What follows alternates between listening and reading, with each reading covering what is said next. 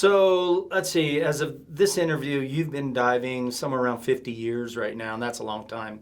What trends or changes have you seen, in the gear or technologically in the dive world? Changes technologically, so like with the gear and stuff like that. Gear is really a lot safer today than it ever has been. I see people that bring in old gear, and I go, you don't even want that anymore. An example would be, right, BCDs. They have integrated weight pockets. You don't have to have the extra weight belt anymore. I hated weight belts. I just hated them, right? You have regulators now that if they fail open, right? And so even having a second regulator as a backup, when I first started diving, you had to learn to buddy breathe back and forth because you didn't carry an octopus with you, and now you carry your octopus, you don't have to buddy breathe.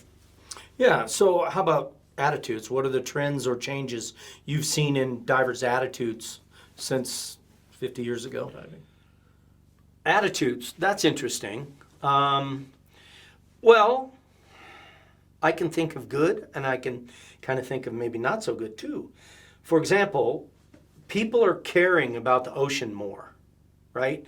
There's a lot of organizations that are starting to step up that are cleaning the ocean, and you can support them, and I love that. And they're actually caring, right? There's, shark finning is starting to decline, thank God. But even in China, where it kind of flourished, it's starting to become a bad stigma to eat shark fins and just kill the fish just for the fin, for soup. So I like that they're caring a little bit more. But I don't think people are actually taking the diving as serious as they used to. You can get certified so quickly now, and it's really pretty darn affordable to get certified and to be able to do that. Some people just learn to dive just to check it off their list, right? Today, it's the dive class. We dove. Next, we're going to go parachuting or rock climbing or something like that, and it's just something to try.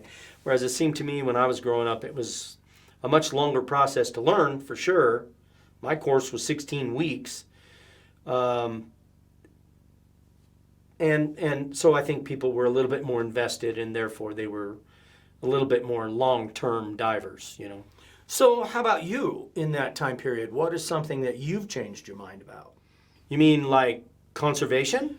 Maybe, or your attitude about things in the dive world that's changed. I mean, you went from a young diver, mature diver, dive shop owner, you're with all the equipment now, so,